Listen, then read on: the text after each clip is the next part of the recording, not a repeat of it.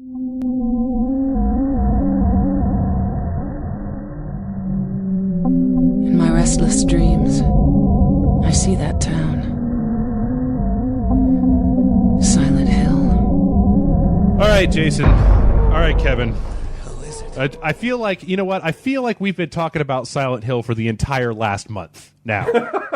Between Homecoming and this HD and all the happy hours and, email shows and stuff like that. I feel like I'm kind of Silent Hilled out. Maybe you're in Silent Hill. Is there a fog outside your window? This is what podcasts from Silent Hill sound like. It's the same damn thing over and over. I actually have been looking around in my own personal life and tried to figure out what everything is representative of. Unfortunately, it's just my dog. Turns out Jeff really likes cigars. Go with that one, Freud. So let's talk. We got Silent Hill HD remake, Silent Hill 2 and 3. Basically just the original, these two PS2 titles that have been up-resed into HD and released. God, it's almost been a month at this point. For the low price of $40 on the PlayStation 3 and the Xbox 360. And for me personally, this was my first opportunity to really play Silent Hill 2, which everybody is just, nobody can talk about Silent Hill 2 without rubbing their crotch and making weird noises and talking about, how it changed their life. And you told me you weren't looking. Jason, I'm always looking. You always got to be looking. Are you looking right now? Yeah. I'm looking through Skype into your soul. Creepy. And I have to say that it was kind of a shame because I think that a lot of Silent Hill 2, like if you manage to make it this far in life without anybody telling you about Silent Hill 2 and going on at length about what everything means, then you're lucky. Because I kind of already knew a lot of the big twists of the game before I went into it. But I don't know. What did you guys think? It is one of the scariest games ever made. Mm-hmm. And I think it was really groundbreaking at the time. I just wish that instead of up-resing it, they had gone in and just given it a facelift. Because that would have really made it worthwhile. Just the up-res, it's not really doing it. And in some cases, the up-res on both of these just made them look worse. Because you could see definitively where things ended on the horizon when originally you weren't able to. Mm-hmm. And so it kind of worked against all of the artistic sleight of hand that the original team worked by utilizing the fog and everything. Now they've actually taken some of the mystery out, and it just looks like crappy graphics. Well, you guys, Kevin, I know especially you were a big fan of Silent Hill. I played 2, Jason played 3, Kevin plays all of them forever. But can you, Kevin, speak a little bit as to the comparison of Silent Hill 2 on the PlayStation 2? Well, what's interesting is that I actually played it on the original Xbox. Mm-hmm. When I had first played it. And I did play it on the PlayStation 2 as well, and then moved it over to the Xbox. And the original Xbox looks, to me, in my memory, it looks similar to what I was playing here. The colors are very muted, and so it's not like you're in this bright, colorful world. There's just a crap load of fog, and you do run into these monsters and buildings and things, but they're all very basic and sort of plain, and it's Silent Hill looks gross in any resolution. Yeah, and it doesn't have a lot of detail in the sense. There's lots of buildings, but it's not like Grand Theft Auto where you can go into every single one of them and start a conversation with different people. Every door is locked until you find the one door you're supposed to go to and all that sort of stuff. So, I spend most of my time just running. I will say, though, that I don't remember the first game having a difficulty setting. Now, or the second, the original. I don't remember that because here I got to play it on easy, mm-hmm. and it was, easy was in this game was just ridiculously easy. A monster appears and it's just like, you just hit him with a 2x4. He's like, I'm dead.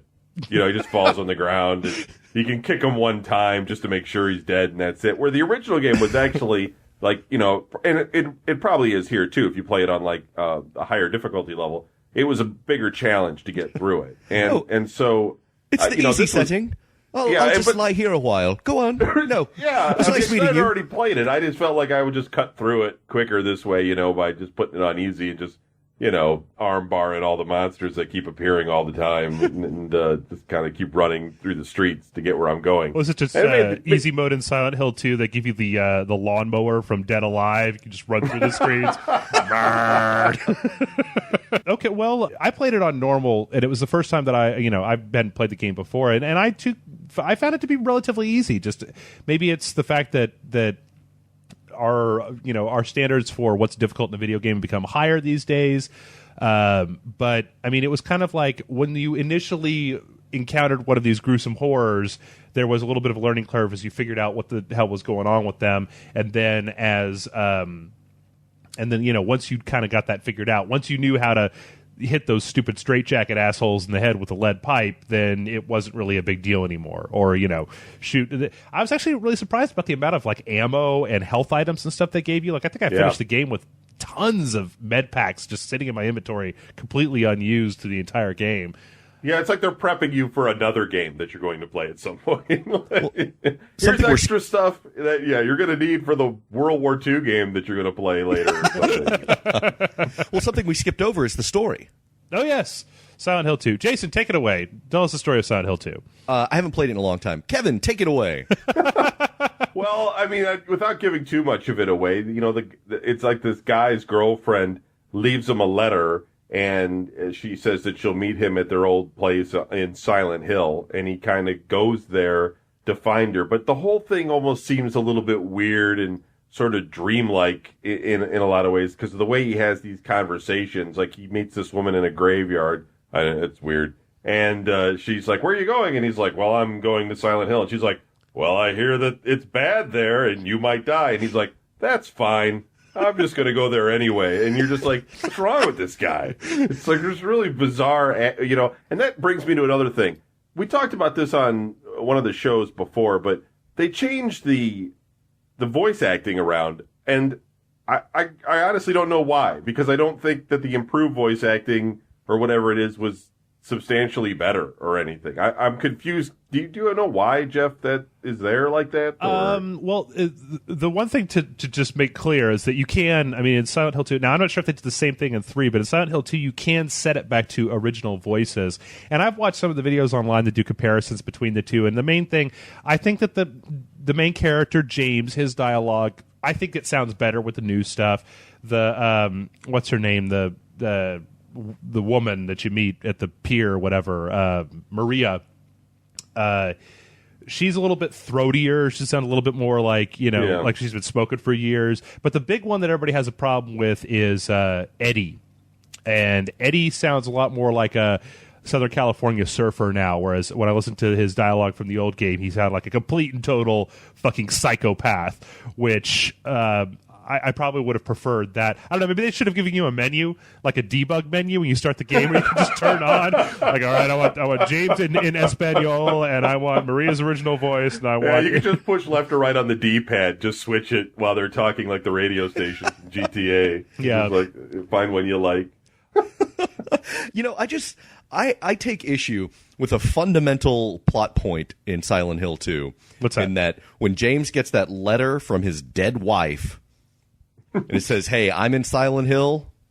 I'm sorry if I get a letter from anyone, from one of you motherfuckers, from my wife, whatever. Jason, I'm in Silent Hill." It's like, psh, sucks to be you, man.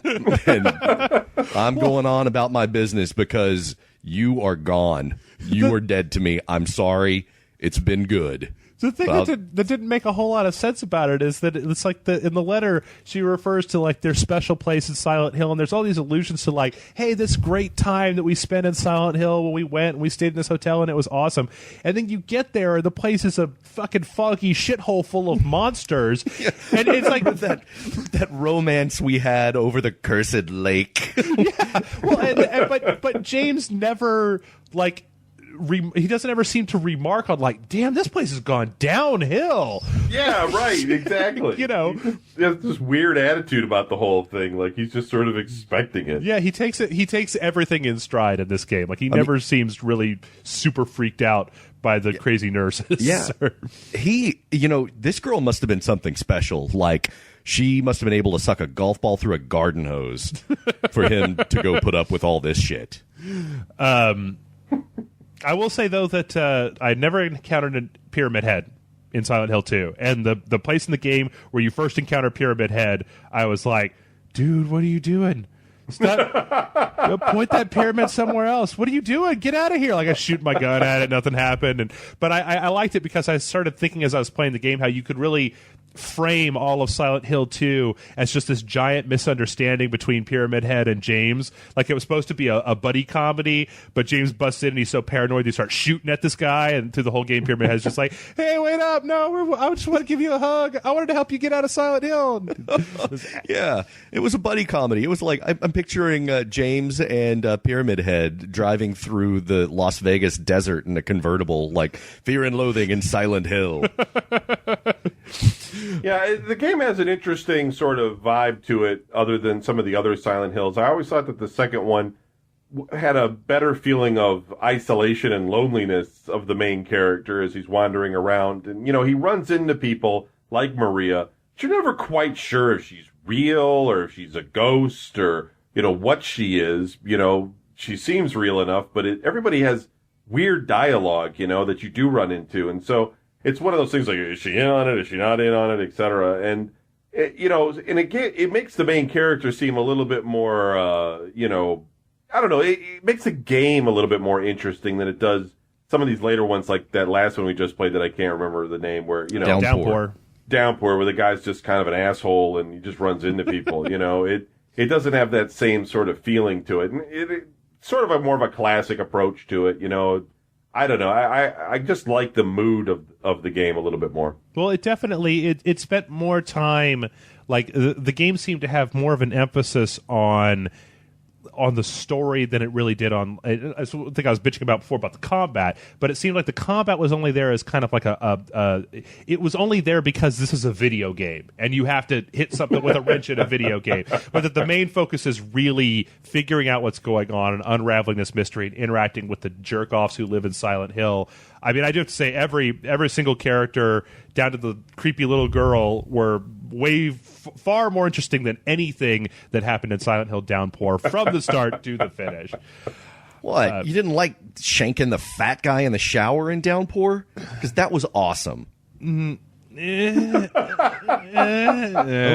I don't know if I'd say it was awesome, but it was kind of disturbing that the game was making me kill someone. It was at least something that was happening. That's what I will give it in Silent Hill Downpour. One thing that we need to mention is that they give you the option to switch the controls. Now, was that in the original game?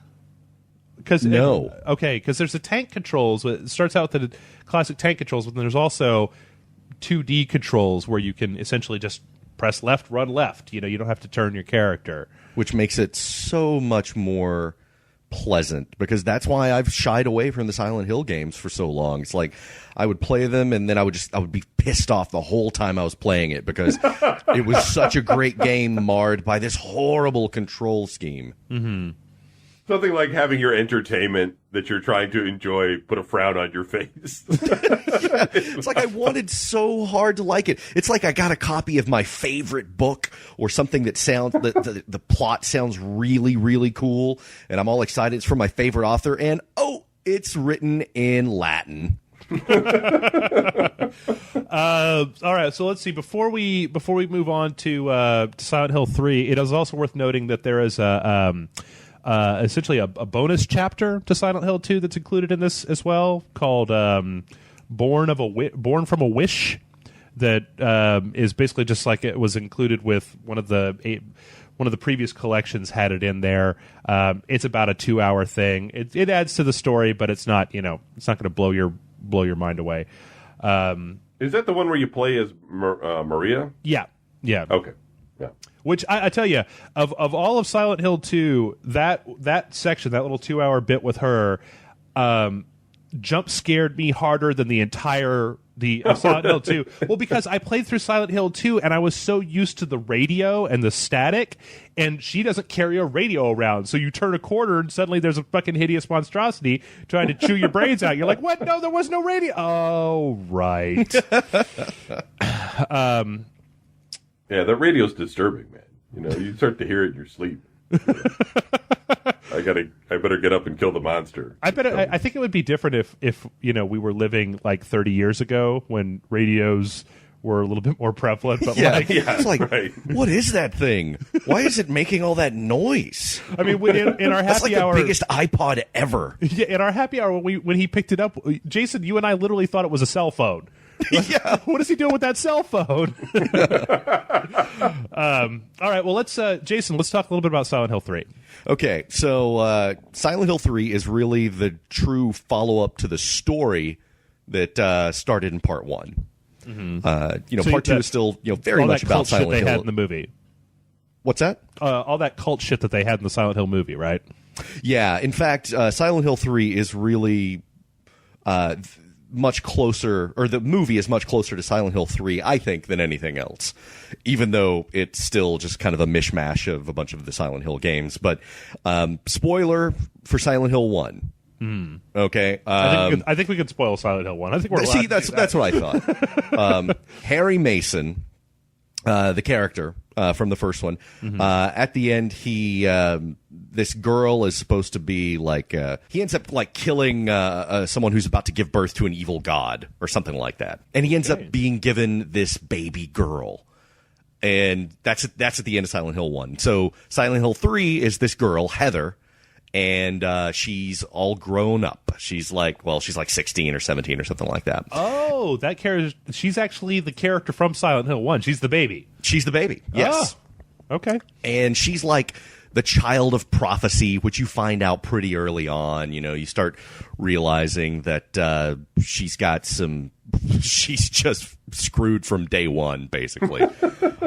She is supposed to give birth to the dark god that they're trying to summon in Silent Hill. And so the story is this private detective is trying to track you down to tell you what's going on. And you go find your dad, and it turns out the priestess, Claudia, I think her name is, has killed your dad. And so you go to Silent Hill for revenge. And it turns into the best argument for Roe versus Wade ever. Because the final scenes of this game are some of the most disturbing things I have ever seen. And I'm sorry, if you find yourself pregnant with a dark, evil Silent Hill god, you clean that shit out with a clothes hanger and put a Band-Aid on it, okay?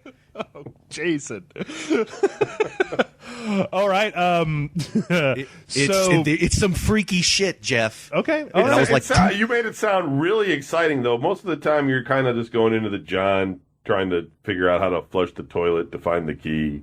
That kind of stuff in the game. That's true. Well, you know what? I wanted to ask you, because we saw when we recorded our video for Silent Hill 3, Heather is the main character, right? Yes.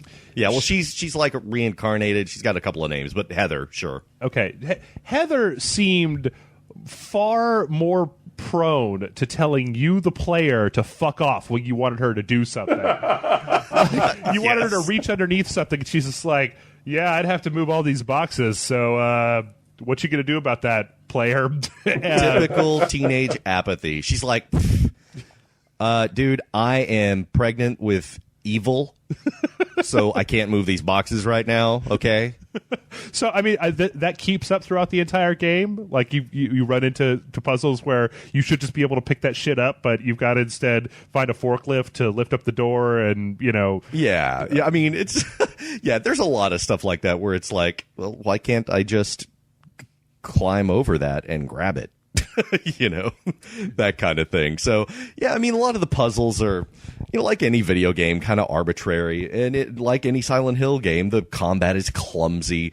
It's all about the story and the atmosphere, which I think I remember liking Silent Hill 2 a little more, and this just reinforced that when I played through this one again. Mm-hmm. This is cool. It's creepy, and it's I don't know, it's like it's almost like they over-explained what was going on in Silent Hill. So I think it kind of strips the mystery away a little bit. You know, once you learn too much about the horrible things in any book or movie or whatever, if it's not mysterious, you know, it's a lot of times it's not as scary. And I think that's the case here. It's still really damn weird. But it just becomes, you know, it's like once you can describe everything and figure out what it means and all that, it loses a little bit of its fright factor, I guess you could say. Now, one thing I was curious about in Silent Hill 3, I mean, this is just talk about Silent Hill 3 directly, was it seemed like when we were looking at it, like the monsters that you saw in Silent Hill 3 were a lot less, because in Silent Hill 2, they were very much like aspects of James's tortured psyche kind of given weird monster flesh. Whereas in Silent Hill 3, we saw those giant things with the clubs on their arms and stuff, and it seemed more like it was just like freaky looking stuff that is freaky looking to be freaky looking, rather than having any direct connection to the player. Yeah, I agree. Yeah, it's and in fact, there's some stuff that really doesn't make sense along with that. I mean, you start off and bizarre stuff is happening, and then you realize you're not even in Silent Hill. So it's just like, okay, this just happens at the mall, literally.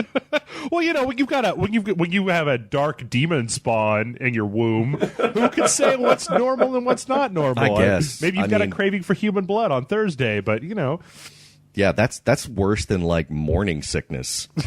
It's like, yeah, you get morning sickness when Heather wakes up in the morning. She finds herself in a toilet stall covered in blood. Well, I mean, just without even really thinking about it from this HD perspective, just Silent Hill 3, is Silent Hill 3 the game worth playing? Oh yeah. Okay. Yeah. Kevin, I think you so. played it as well. I mean, would you say? Oh yeah, I think both games are. I mean, I definitely like. You know, I'm with Jason. I like the second one more than I like the third one. But you know, the third one got a lot of critical acclaim when it came out. I mean, it was probably one of the most highest rated of the Silent Hills from the mainstream press. And a lot of that stuff can also be about timing, you know, like when Silent Hill 2 probably came out, people were probably comparing it to Resident Evil and all that sort of stuff. And, you know, it just depends on the timing. But when the third one did come out, everybody was like, oh, it's the greatest Silent Hill ever. And, you know, and it has some better voice acting, you know, especially if you listen to the original voice acting, you know, in the game. But I didn't really think that when I played it, you know. But I still thought it was totally worth playing through. Okay. Well, then I guess the only other thing to really talk about is just the quality of this HD version that's come out. Which I personally, I mean, Jason, you mentioned this a little bit earlier. I personally was a little let down. I mean, the fact that these games are good all on their own did a lot towards pulling me into playing them, but it really seemed like just the most minimal amount of work was done as far as the HD upres goes. Like, I mean, in Silent Hill 2, it looks like James's feet are kind of floating off the ground a lot of the time. And in Silent Hill 3, it was really rough. There's some really rough textures and stuff like that in there. What do you guys think? I agree. I was all about, because I'm all about taking games and giving them a fresh coat of paint. But this is just a shortcut cash grab. I mean, if you've played them originally, I don't really see any reason to bother with this. Just go back and play your old copies if you've still got them. If they're going to release these HD collections, really go in there and pretty them up. You know, use modern generation graphics because really I don't think it helped all that much. Yeah, I agree. I didn't think it looked all that much better, you know. But you know, the thing is that if they would go into these games, like you were saying, Jeff, you know, the main problem with this game, the second one and the third one as well, is the actual gameplay where you're fighting is really not all that interesting, and it seems more of a chore most of the time. Oh, here's another one. You know, I'm going to beat on him for a while and stuff. And it's like if they would have just maybe sat down and just changed that part and left in, you know, the story and everything, you probably would have had a better overall game. It's just like this, nothing they did really, to me, seemed to have improved the experience. And I mean, in some ways you can go back and play the old ones, and because they're all grainy and washed out, it's a little bit more scary than it is to play something where it's crystal clear, and then you just look at it and go, oh, that's just a cruddy animation, you know? Okay. Well, I don't know. What do you guys give it? What do you think? I'd give it a bargain bin. I mean, the games themselves are good, but there's really no reason to grab it, I don't think, because I just don't really see it as much of an improvement over the original versions. Okay. Kevin? Well, I mean, I guess that is the thing. If you've never played them, I think it's totally full price. Because sure. I think that the storylines themselves are you got two good games here, and that's worth the money. It's not I can't remember. Was it a $60 game? Maybe No, it was. It was $40. It was $40. It rolls out to $20 per game. So. Yeah, okay. So $40, I mean, that seems totally worth it to me. I mean, would it have been better if they would have made it $20 each and made it so you could download them instead?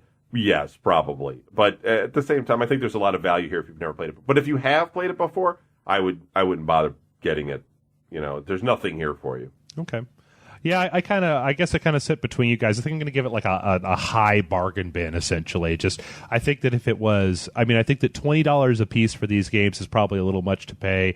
I think that if you were in the realm of 15, if it was a $30, that it would be well worth having. But, you know, just like you guys said, if you haven't played Silent Hill, this is probably a great way to get it, because otherwise you're going to be looking at buying old hardware or, you know, the old copies that might control kind of weird. So it's at least got a decent enough presentation, and the core of those games are still present to the point where it's worth playing. And it should be worth noting at this point that everything that we are saying here, we are applying directly to the HD collection, and that because I don't think anybody here is saying that these games themselves are anything less than a full price or better than sex. Yeah, and you'll never play two games that have such crazy storylines in your life. So, all right. Well, I think that's going to about do it. Anything? Final thoughts, Jason, Kevin? Anything? Pro-choice. You know, if it's a monster.